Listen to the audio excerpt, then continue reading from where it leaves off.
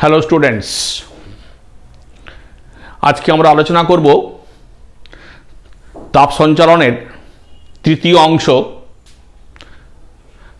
বিকিরণ। আমরা পরিবহন আলোচনা করে ফেলেছি। আজকে বিকিরণ সম্পর্কে আলোচনা করতে চাই। বিকিরণ কাকে বলে, বিকিরণের বিভিন্ন ধর্ম এবং কৃষ্ণ বস্তু বা ব্ল্যাক বডি। তো প্রথমে আমরা আলোচনা করি বিকিরণ কাকে বলে। যে পদ্ধতিতে তাপ এক স্থান থেকে অপর স্থানে সঞ্চালিত হওয়ার জন্য কোনো মাধ্যমের প্রয়োজন হয় না, অথবা মাধ্যম উপস্থিত থাকলেও সেই মাধ্যমকে উত্তপ্ত করে না, তাপ এক স্থান থেকে অপর স্থানে তরঙ্গ আকারে সঞ্চালিত হয়, সেই পদ্ধতিকে আমরা বলে থাকি বিকিরণ। আমরা জানি সূর্য থেকে যে তাপ পৃথিবীতে আসে তা বিকিরণ পদ্ধতিতে আসে। তাহলে এইবার আমরা আলোচনা করি বিকিরণের প্রধান ধর্মগুণ কি কি। তাহলে নাম্বার 1, 1 নম্বর, বিকিরণ হলো এক প্রকার তড়িৎ চুম্বকীয় তরঙ্গ, ইলেকট্রোম্যাগনেটিক ওয়েভ।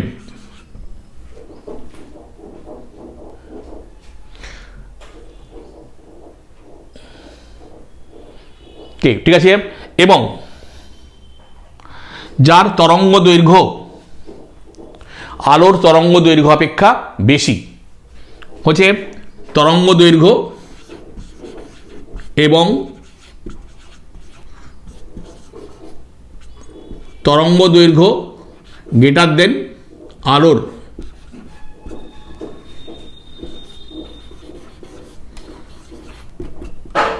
আলোকের তরঙ্গ দৈর্ঘ্য। ঠিক আছে। নাম্বার 2, এই বিকৃত তাপ শূন্য মাধ্যমের মধ্য দিয়ে গতিশীল থাকে। শূন্য মাধ্যমের মধ্য দিয়ে গতিশীল থাকে। শূন্য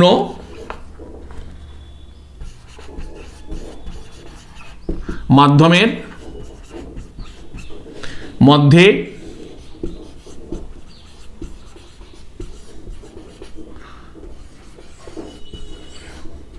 গতিশীল থাকে।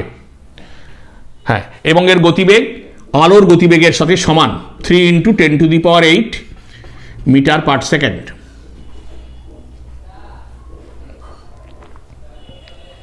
ঠিক আছে। 3 নম্বর,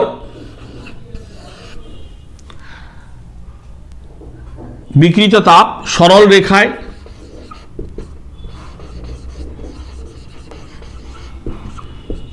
রেখায়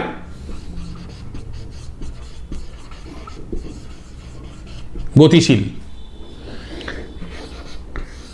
নাম্বার 4, এই বিকৃত তাপ প্রতিফলন, প্রতিসরণ, ব্যতিচার, অপবর্তন ধর্মগুলি মেনে চলে। তাহলে আমরা লিখে রাখি প্রতিফলন,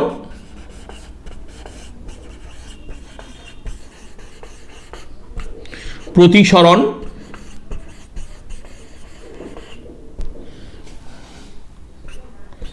ব্যতিচার ইত্যাদি ধর্মগুলি মেনে চলে। ঠিক আছে। আর এছাড়া আরও একটা সূত্র তারা মেনে চলে। হ্যাঁ, বিকৃত তাপ ব্যস্তানুপাতিক বর্গ সূত্র। ব্যস্তানুপাতিক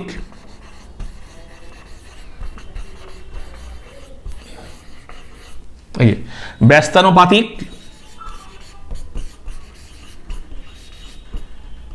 বর্গসূত্র মেনে চলে। ঠিক আছে, দেখো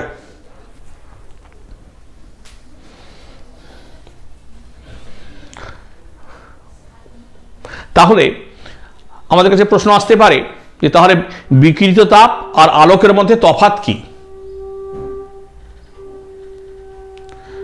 একটা তফাৎ নিশ্চয়ই দেখতে পাচ্ছ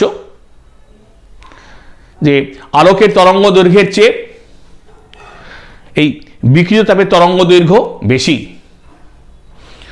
এজন্য বিকিরিত তাপ আমাদের চোখে দৃশ্যানুভূতির সৃষ্টি করতে পারে না। ঠিক আছে,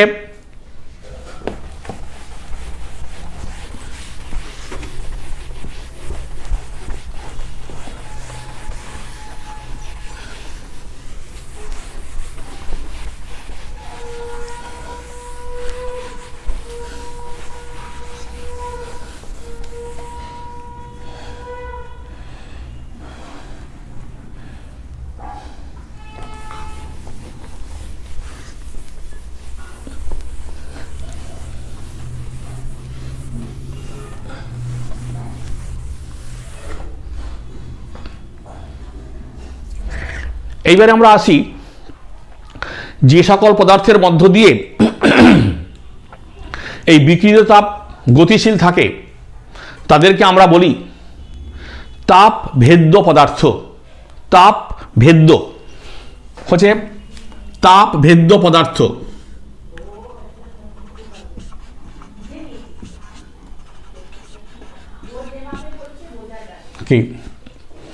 ঠিক আছে, আর যেমন শুষ্ক বায়ু,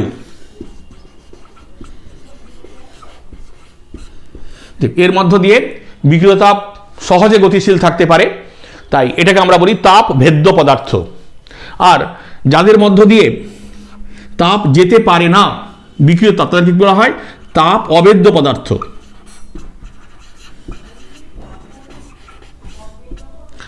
যেমন কাঠ, কাঠের মধ্য দিয়ে নিশ্চয়ই তাপ যেতে পারে না, এই জন্য আমরা বলি তাপ অভেদ্য পদার্থ। ঠিক আছে, আচ্ছা এইবারে আমরা আলোচনা করতে চাই কৃষ্ণ বস্তু কাকে বলে। কৃষ্ণ বস্তু কাকে বলে? কৃষ্ণ বস্তু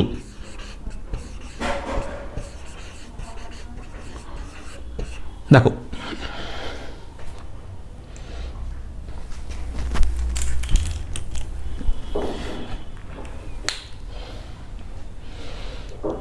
হচ্ছে কৃষ্ণ বস্তু বা যাকে আমরা বলি ব্ল্যাক বডি।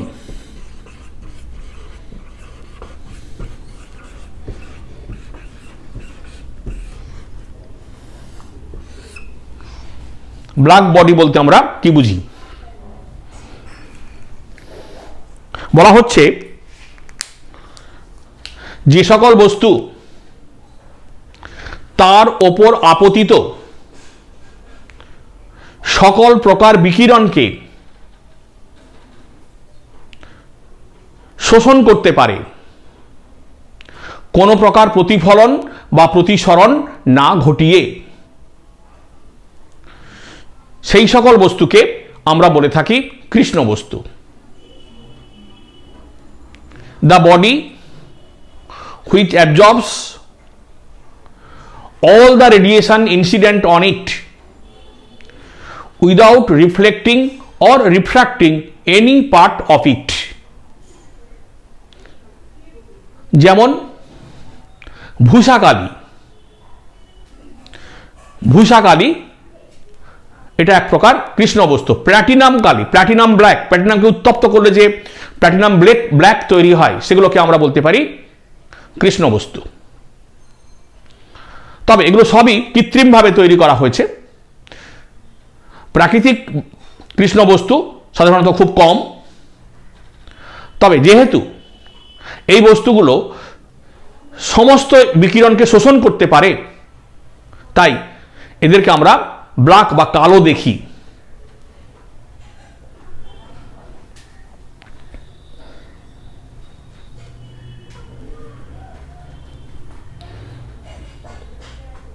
ঠিক আছে, তো ফেরি বলে এক বৈজ্ঞানিক, তিনি একটি কৃত্রিমভাবে ব্ল্যাক বডি তৈরি করেছিলেন, সেটাও তোমরা দেখে নিতে পারো। এই ব্যবস্থার মধ্যে কোনো প্রকার বিকিরণ প্রবেশ করলে সেই বিকিরণ কিন্তু ওই বডি থেকে বেরিয়ে আসতে পারে না, অর্থাৎ তার উপর যেটুকু বিকিরণ আপতিত হয় সে সবটাকেই শোষণ করতে পারে, তার মধ্যে ধরে রাখতে পারে। তাহলে ব্ল্যাক বডি কাকে বলে আমরা নিশ্চয়ই শিখলাম। এবারে আলোচনা করব ব্ল্যাক বডির ধর্ম। হ্যাঁ, ব্ল্যাক বডির ধর্ম ঠিক নয়, আমরা বলছি ব্ল্যাক বডি বিকিরণের ধর্ম। ব্ল্যাক বডি থেকে যে সকল শক্তি বিকিরিত হয় সেই শক্তির ধর্ম।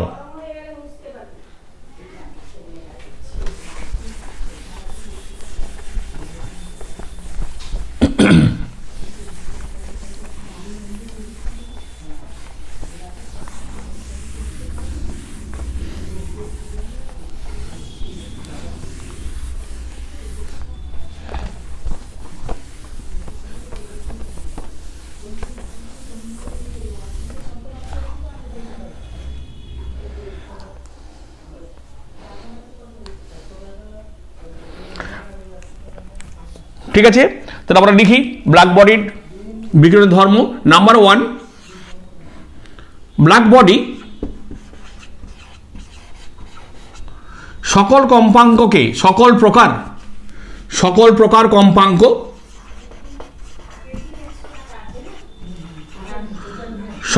কম্পাঙ্ক সর্বদিকে বিকিরণ করে, সর্বদিকে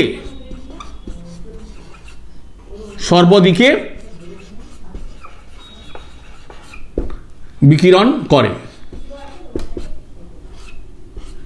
দেখো, হ্যাঁ, সকল প্রকার বিকিরণ, সকল প্রকার কম্পাঙ্ককে সর্বদিকে বিকিরণ করতে পারে। কি, ঠিক আছে। নাম্বার 2, হ্যাঁ, এই প্রকার বিকিরণ যে কোনো তরঙ্গ দৈর্ঘ্যের হতে পারে। সকল প্রকার তরঙ্গ দৈর্ঘ্যের বিকিরণ হয়, সকল প্রকার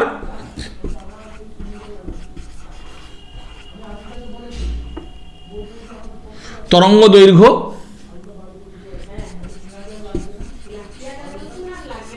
বিকিরণ করে।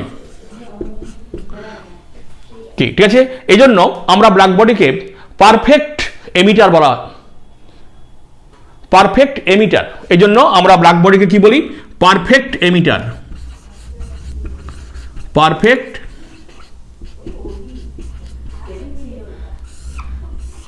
আমরা পারফেক্ট এমিটার বলে থাকি।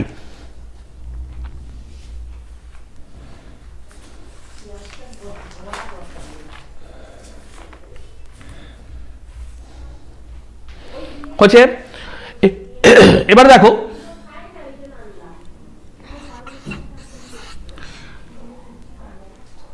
ব্ল্যাক বডি থেকে যে বিকিরণ তৈরি হয়, অর্থাৎ ব্ল্যাক বডিগুলো যে সকল বিকিরণ তৈরি করে তাদের প্রাবল্য তরঙ্গ দৈর্ঘ্যের সাথে কেমন পরিবর্তিত হয় এই সম্পর্কীয়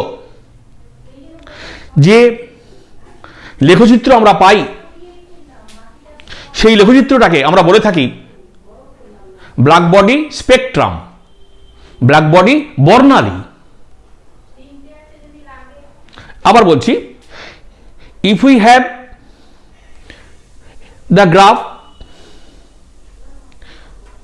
of intensity of radiation versus wavelength, then this is known as black body spectrum. তো আমরা একে দেখাই।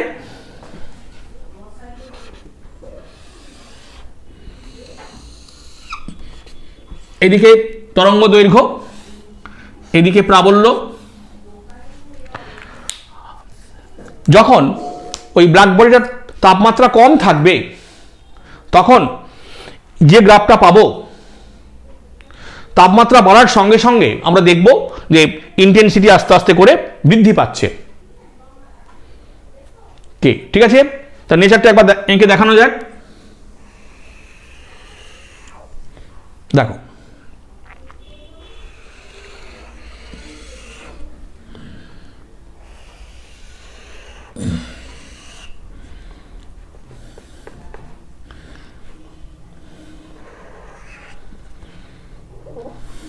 এই দেখো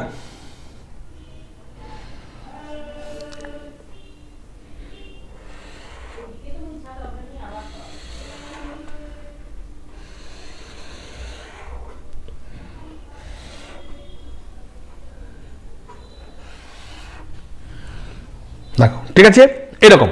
অর্থাৎ আমরা যদি একটু স্পেসিফিক্যালি বলি, দেখো তরঙ্গ দৈর্ঘ্য যখন বৃদ্ধি পাচ্ছে, দেখো এই যে জোনটা আমরা দেখিয়েছি এটা হচ্ছে ভিজিবল জোন, এই যে এটা হচ্ছে ভিজিবল জোন, ঠিক আছে, অর্থাৎ দৃশ্যমান জোন, ভিজিবল।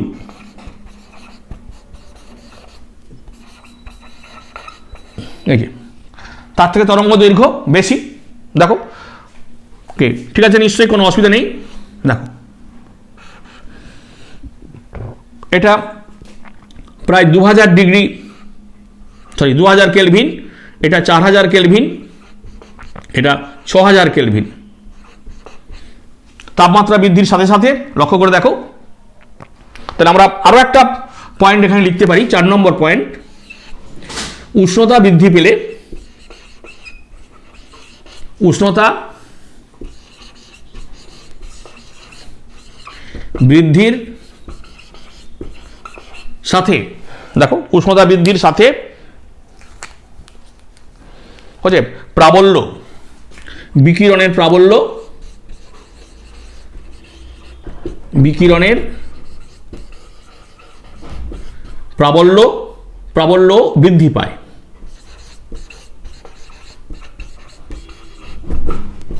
দেখো ঠিক আছে, তাহলে উষ্ণতা বৃদ্ধির সাথে সাথে বিকিরণের প্রাবল্য বৃদ্ধি পায়।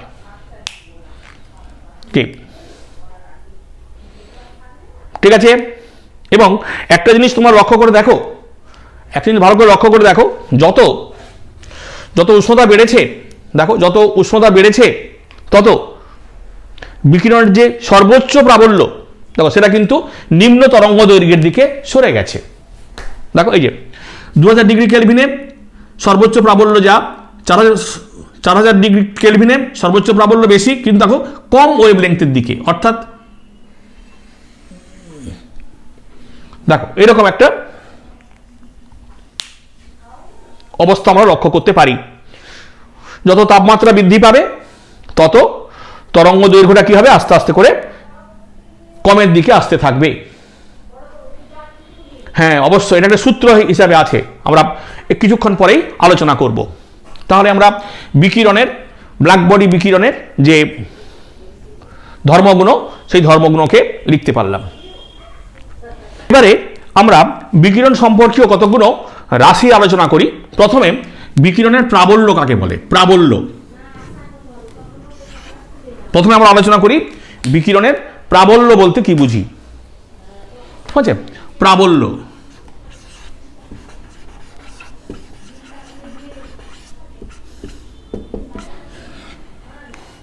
বলছে কোন কৃষ্ণ বস্তু কোন নির্দিষ্ট তাপমাত্রায় তার প্রতি একক ক্ষেত্রফল থেকে প্রতি একক সময়ে, অর্থাৎ 1 সেকেন্ডে যে পরিমাণ তাপ শক্তি বিকিরণ করে, সেই মানকে আমরা ওই বিকিরণের প্রাবল্য বলে থাকি।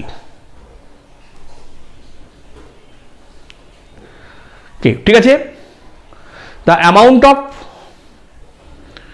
Hit energy radiated per second through per unit surface area at a particular temperature is defined as intensity of that radiation.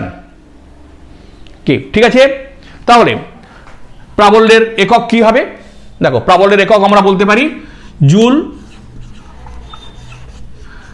Per second per metre square.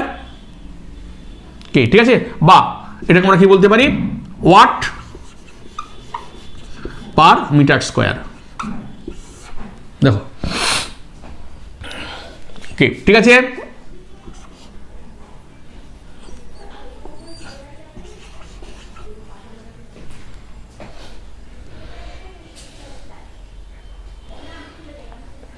হচ্ছে। আচ্ছা, এইবারে চলে আসি আমরা নাম্বার 2, ব্যস্তানুপাতিক বর্গসূত্র।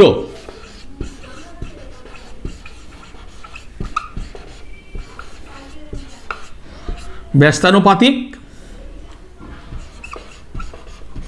বর্গসূত্র বলছে কোনো উষ্ণ বস্তু থেকে যে পরিমাণ তাপশক্তি বিকিরিত হয় সেই বিকিরিত শক্তির প্রাবল্য উৎস থেকে দূরত্বের সাথে বা দূরত্বের বর্গের সাথে ব্যস্তানুপাতে পরিবর্তিত হয়। The intensity of radiation is inversely proportional to the square of the distance from the source. উৎস থেকে যত দূরে আমরা যাব তত তার প্রাবল্য কি হবে? কমতে থাকবে। কিভাবে কমবে? না, দূরত্ব বৃদ্ধির বর্গের সাথে কমে যাবে। অর্থাৎ আমরা লিখতে পারি I প্রপোর্শনাল টু 1/r²। ঠিক আছে, তাহলে নিশ্চয়ই আমরা লিখব I1/I2 ইকুয়াল টু R2² দেখো, এবারে আমরা আলোচনা করব বিকিরণ ক্ষমতা বা এমিসিভ পাওয়ার। কোনো একটি বস্তু কোনো নির্দিষ্ট তাপমাত্রায় তার নির্দিষ্ট ক্ষেত্রফল থেকে নির্দিষ্ট সময়ে যে পরিমাণ তাপশক্তি বিকিরণ করে এবং ওই একই তাপমাত্রায় একটি কৃষ্ণ বস্তু একই শর্তে যে পরিমাণ তাপশক্তি বিকিরণ করবে তাদের অনুপাতকে ওই বস্তুর বিকিরণ ক্ষমতা বা এমিসিভ পাওয়ার বলা হয়।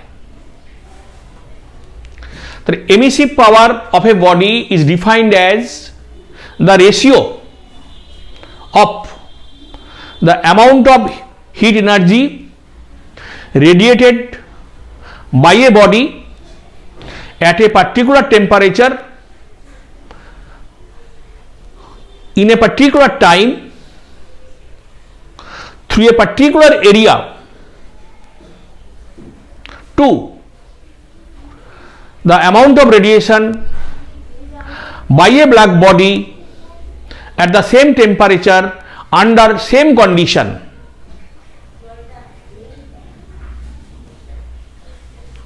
ঠিক আছে, তাহলে এটা একটা অনুপাত। কিসের অনুপাত? না, একটা বস্তু নির্দিষ্ট তাপমাত্রায় নির্দিষ্ট ক্ষেত্রফল থেকে নির্দিষ্ট সময়ে যে পরিমাণ তাপশক্তি বিকিরণ করবে এবং একটা কৃষ্ণ বস্তু ওই একই তাপমাত্রায় একই শর্তে অর্থাৎ একই ক্ষেত্রফল থেকে একই সময়ে যে পরিমাণ তাপ বিকিরণ করবে তাদের অনুপাতকে বোঝানো হয়। তাহলে ধরা যাক একটা বস্তুর বিকিরণ ক্ষমতা E, তাহলে সেই বস্তু থেকে প্রতি সেকেন্ডে যে পরিমাণ তাপ শক্তি বিকিরণ হবে তার মান E equal to capital E equal to E into total area of the body sigma capital T to the power 4 এত per second per joule per per second, প্রতি সেকেন্ডে এই পরিমাণ শক্তি বিকিরিত হবে। ঠিক আছে, where sigma is the Stefan's constant and capital T is the absolute temperature of the body, বস্তুর পরম তাপমাত্রা। ঠিক আছে, তাহলে আমরা বলতে পারি নিশ্চয়ই যে কৃষ্ণ বস্তুর ক্ষেত্রে for black body, for black body E equal to 1 and that is written as capital E। এটাকে এখন ক্যাপিটাল E দ্বারা আলোচনা করি।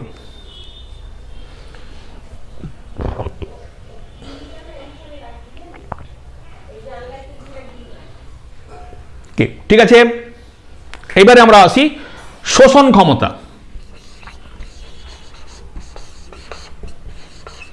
শোষণ ক্ষমতা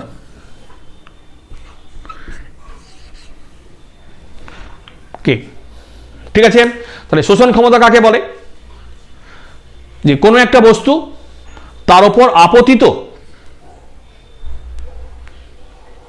বিকিরণের যে পরিমাণ অংশ প্রতি সেকেন্ডে প্রতি একক ক্ষেত্রফলে শোষণ করতে পারে, সেই মানকে আমরা বলি ওই বস্তুর শোষণ ক্ষমতা। The amount of radiation absorbed by a body per second per unit area is defined as absorptive power of the body. অর্থাৎ কোন একটা বস্তুর উপর তাপ শক্তি আপতিত হলো, বস্তুটা প্রতি এক সেকেন্ডে তার একক ক্ষেত্রফলে যে পরিমাণ শক্তি শোষণ করতে পারবে আমরা সেটাকেই বলবো তার শোষণ ক্ষমতা, এবং এটাকে আমরা স্মল এ দ্বারা ডিফাইন করি। কিরচপের সূত্র, কিরচপের সূত্র,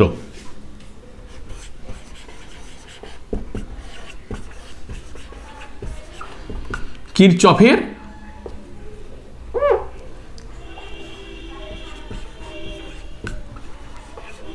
সূত্র।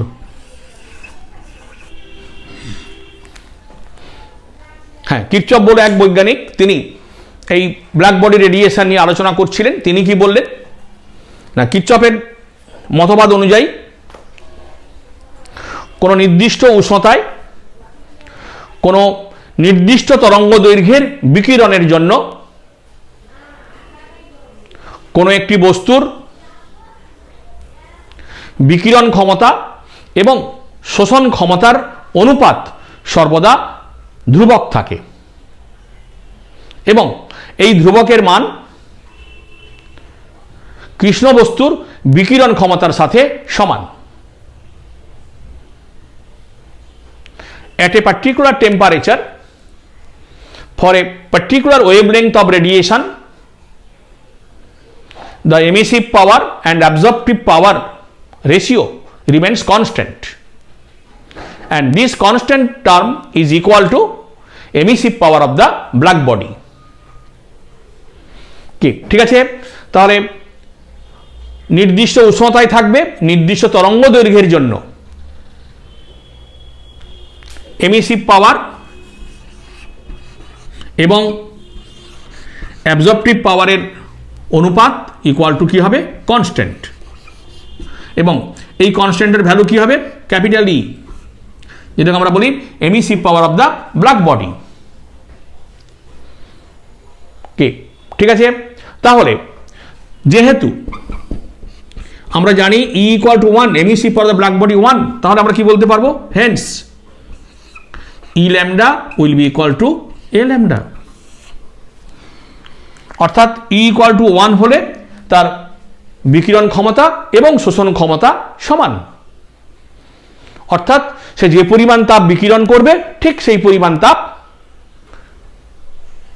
শোষণ করতে পারবে। তাহলে আমরা নিশ্চয়ই বলতে পারি এ জাতীয় বস্তুকে আমরা কি বলবো? A good emitter is also a good absorber. একটি উত্তম বিকিরক অবশ্যই এক প্রকার উত্তম শোষক। তাহলে এ গুড রেডিয়েটর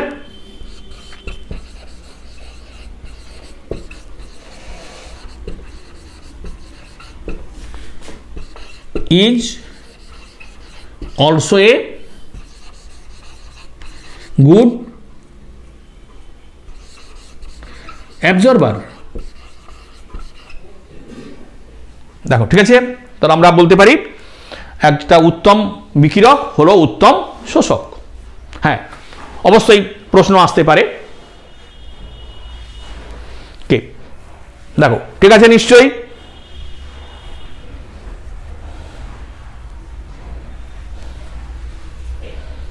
হয়েছে।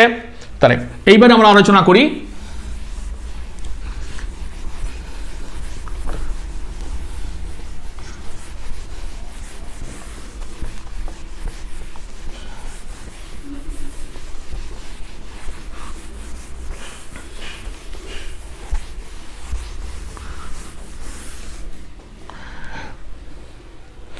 আমরা ব্ল্যাক বডি বিকিরণের যে লেখচিত্র পেয়েছিলাম, যে স্পেকট্রাম দেখিয়েছি, এই বর্ণালীকে ক্লাসিক্যাল ওয়েভ থিওরি দ্বারা ব্যাখ্যা করা সম্ভব হয়নি।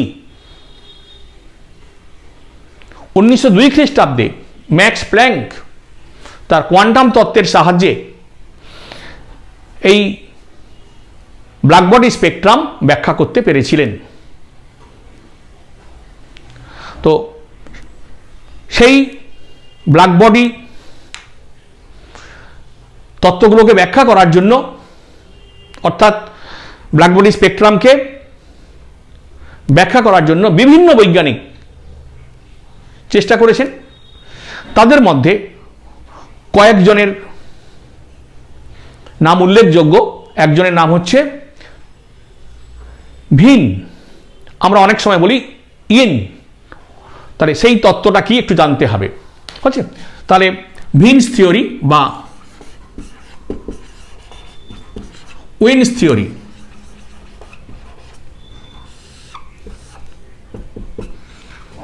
ইনি বলেছিলেন যে ব্ল্যাক বডি থেকে যে সকল বিকিরণ তৈরি হয় তাদের সর্বোচ্চ কম্পাঙ্ক ব্ল্যাক বডির পরম তাপমাত্রার সাথে সমানুপাতিক। ঠিক আছে। তো তিনি কি বললেন? Maximum frequency of radiation, maximum frequency of radiation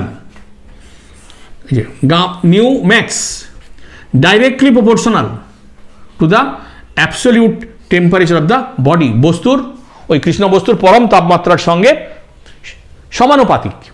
পরম তাপমাত্রা বৃদ্ধি পেলে বৃদ্ধিপ্রাপ্ত হবে। ঠিক আছে। তাহলে আমরা এটাকে লিখতে পারি নিশ্চয়ই, যে তাহলে হ্যান্স নিশ্চয়ই এখান থেকে আমরা লিখে দিতে পারি 1/λ মিনিমাম proportional to ক্যাপিটাল টি।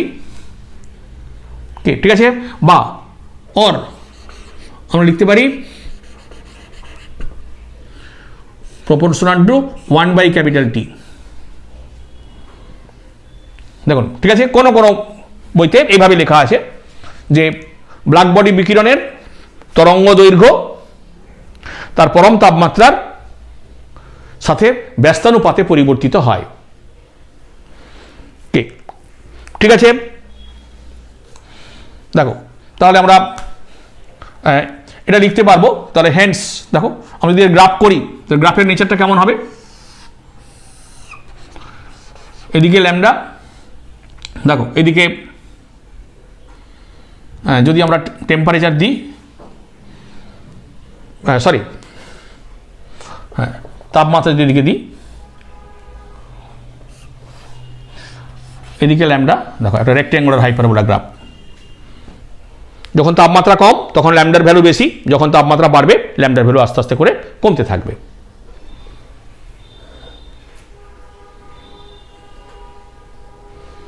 কি স্যার? ঠিক আছে। হ্যাঁ, তাহলে আমরা নিশ্চয়ই বলবো তাহলে hence equal to a constant B by capital টি।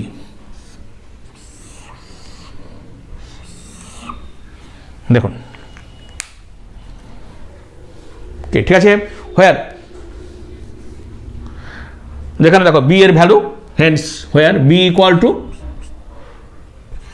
2.89 10⁻³ হ্যাঁ, ঠিক আছে, -3 মিটার কেলভিন। ঠিক আছে, দেখে নাও।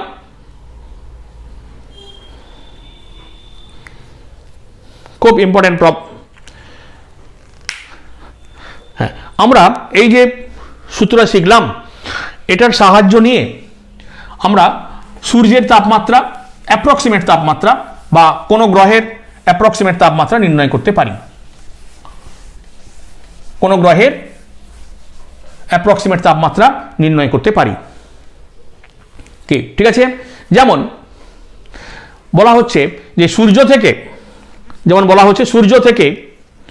যে ন্যূনতম তরঙ্গ দৈর্ঘ্য তৈরি হয়, দেখো সূর্য থেকে যে ন্যূনতম তরঙ্গ দৈর্ঘ্য তৈরি হয় তার মান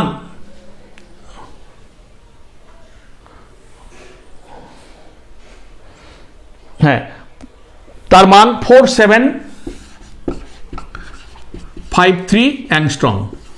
তাহলে সূর্যের তাপমাত্রা কত? দেখো, তাহলে তুমি টি বার করতে পারবে। এই ফর্মুলা তুমি বসিয়ে দাও। দেখো বি বাই ল্যামডা এম, এই বি এর ভ্যালু জানো, তোমাকে ল্যামডার ভ্যালু বলে দিয়েছে, তুমি নিশ্চয়ই পুট করতে পারো। পুট করে দেখবে প্রায় 6000 ডিগ্রি, প্রায় 6000 ডিগ্রি কেলভিন, 6076 কেলভিন।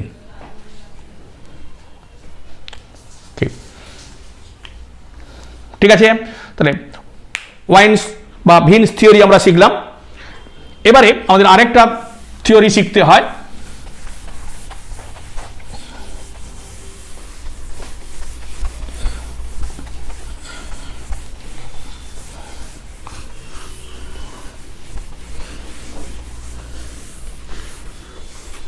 দেখো এবার আমরা যেটা আলোচনা করছি স্টিফানস ল।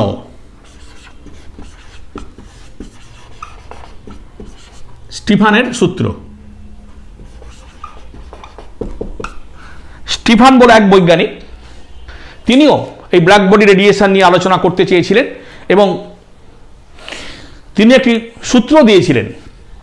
সেই সূত্রটা আমরা এখন আলোচনা করব।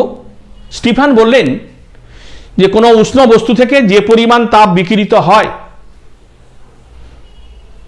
সেই প্রতি সেকেন্ডে প্রতি একক ক্ষেত্রফল থেকে বিকিরিত তাপের পরিমাণ ওই বস্তুর পরম উষ্ণতার চতুর্থ ঘাতের সমানুপাতিক। The amount of heat radiated per second per unit area from a body is directly proportional to the fourth power of its absolute temperature. ঠিক আছে, অর্থাৎ তিনি বললেন যে প্রতি সেকেন্ডে প্রতি একক ক্ষেত্রফলে যে পরিমাণ তাপ বিকিরিত হবে সেটা পরম তাপমাত্রার চতুর্থ ঘাতের সাথে সমানুপাতিক। অবশ্যই পার সেকেন্ড পার ইউনিট এরিয়া, পার সেকেন্ড পার এরিয়া। দেখুন স্যার, পার ইউনিট এরিয়া, তাহলে আমরা লিখতে পারবো নিশ্চয়ই। দেখো ঠিক আছে, তাহলে হেন্স ই ইকুয়াল টু, দেখো একটা constant sigma T to the power 4, it is called Stefan's constant. Stefan's constant এর ভ্যালু 5.67, 10 টু দি পাওয়ার সম্ভবত 8 -8, ঠিক আছে, 10 টু দি পাওয়ার, দেখো একটু, হ্যাঁ ঠিক আছে, 10 টু দি পাওয়ার -8 ওয়াট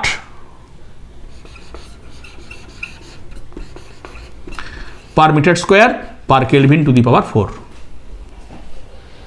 দেখুন স্যার,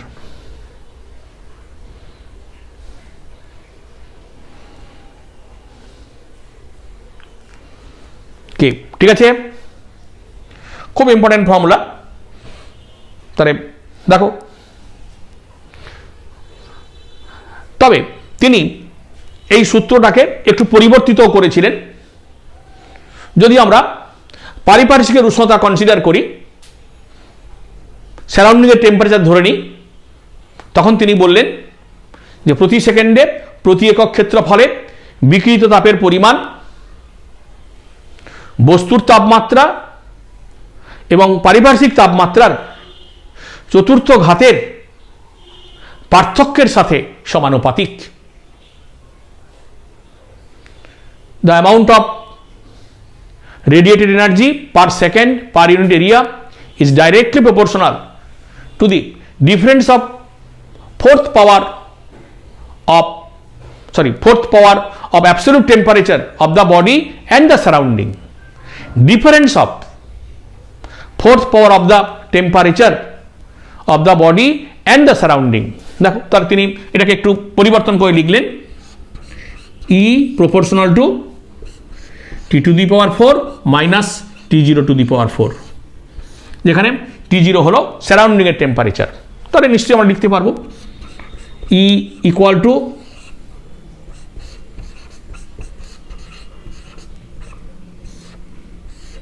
দেখুন, this is called Stephen's law। হচ্ছে তাহলে অনেক সময় তোমাকে এই সিগমার ডাইমেনশন চাইতে বলে, দ্য ডাইমেনশন অফ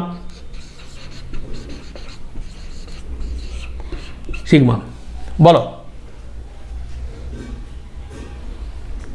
ঠিক আছে, হ্যাঁ করে দেখো কত হয়, m t to the power -3 k to the power -4। দেখো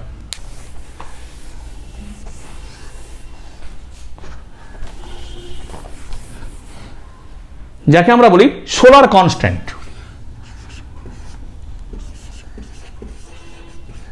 সোলার কনস্ট্যান্ট, সৌর ধ্রুবক। আমরা জানি সূর্য থেকে তাপ বিকিরণ পদ্ধতিতে পৃথিবীতে আসে। সূর্যের নির্দিষ্ট তাপমাত্রা আছে, তাহলে সূর্য থেকে প্রতি সেকেন্ডে পৃথিবীর প্রতি একক ক্ষেত্রফলের উপর যে পরিমাণ তাপ শক্তি আপতিত হয় সেই পরিমাণ তাপ শক্তিকে আমরা বলে থাকি সৌর ধ্রুবক বা সোলার কনস্ট্যান্ট। তো ধরা যাক সূর্যকে কেন্দ্র করে, এটা সূর্যকে কেন্দ্র করে একটা গড় ব্যাসার্ধ নিয়ে পৃথিবী ঘুরছে। দেখো সূর্যকে কেন্দ্র করে একটা গড় ব্যাসার্ধ নিয়ে পৃথিবী ঘুরছে। এটা হলো আর্থ, এটা হলো সান। দেখুন স্যার, এই গড় ব্যাসার্ধ হচ্ছে আর, ঠিক আছে। সূর্যের নিজস্ব একটা ব্যাসার্ধ আছে ক্যাপিটাল আর। তাহলে আমরা ধরি সূর্যের ব্যাসার্ধ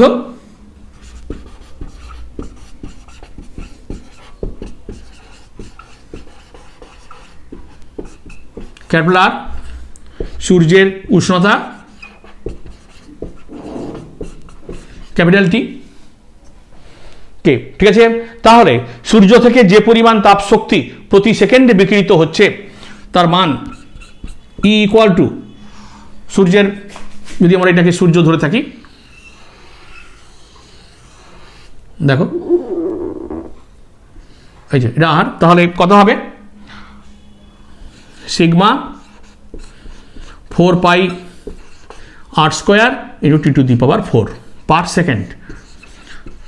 প্রতি সেকেন্ডে দেখো এই পরিমাণ তাপ শক্তি বিকিরিত হচ্ছে।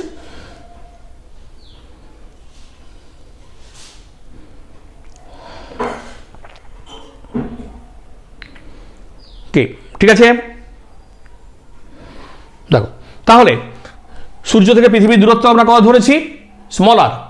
দেখো তাহলে এই পৃথিবী সূর্য এই বৃত্তাকার পথে ঘুরছে, তাহলে প্রতি সেকেন্ডে যে পরিমাণ তাপ শক্তি পৃথিবীর উপর এসে পড়ছে, তাহলে আমরা বলবো পৃথিবীর উপর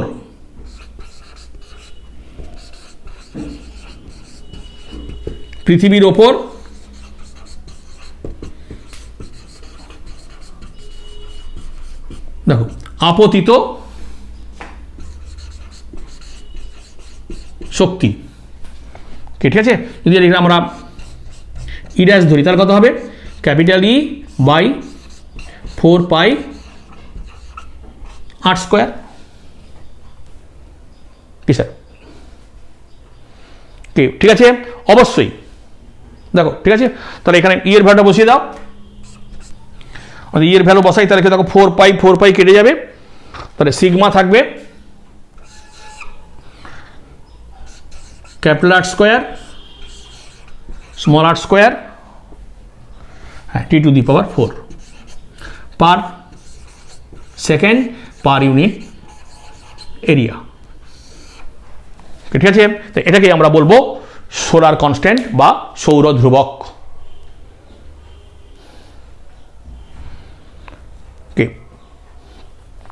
ঠিক আছে, সর্বশেষে একটা কথা না বললেই নয়, যেটাকে আমরা বলি গ্রিন হাউস এফেক্ট। হচ্ছে গ্রিন হাউস এফেক্ট বলতে আমরা কি বুঝি? বলছে যে পদ্ধতিতে পৃথিবী পৃষ্ঠ থেকে বিকিরিত তাপ শক্তি পৃথিবীর বায়ুমণ্ডলের বেশ কয়েকটি গ্যাসীয় পদার্থ দ্বারা শোষিত হয়, সেই পদ্ধতিকে বা সেই প্রক্রিয়াকে আমরা বলে থাকি গ্রিন হাউস ক্রিয়া বা green house effect. The process by which heat energy radiated by the surface of the earth is absorbed by some gaseous substance of the atmosphere is known as greenhouse effect. কোন কোন গ্যাসগুলো শোষিত করে? যেমন methane, carbon dioxide, CFC, nitrous oxide. So এই জন্য এই গ্যাসগুলোকে আমরা বলি গ্রিন হাউস গ্যাস। শোষণের ফলে কি হয় না, এই গ্যাসগুলো শোষিত হওয়ার পরে তারা পুনরায় পৃথিবীর বায়ুমণ্ডলে ফিরে আসতে পারে। কারণ আমরা কিছুক্ষণ আগে পড়েছি যে শোষণ করবে সে বিকিরণও করবে। তাহলে গ্যাসগুলো এই বিকিরণকে শোষণ করে আবার বায়ুমণ্ডলকে ফিরিয়ে দেয়, ফলে বায়ুমণ্ডলের তাপমাত্রা কি হয়, দিন দিন বাড়তে থাকে। ঠিক আছে, ফলে এই বায়ুমণ্ডলের তাপমাত্রা দিন দিন বৃদ্ধি পাচ্ছে বলে, তাই তো আমাদের বায়ুমণ্ডল ক্ষতিগ্রস্ত হচ্ছে এবং আমরা নিজেরাও তাই তো পৃথিবী থেকে ক্ষতিগ্রস্ত হচ্ছি। ঠিক আছে, তাহলে এই পর্যন্ত আমাদের বিকিরণ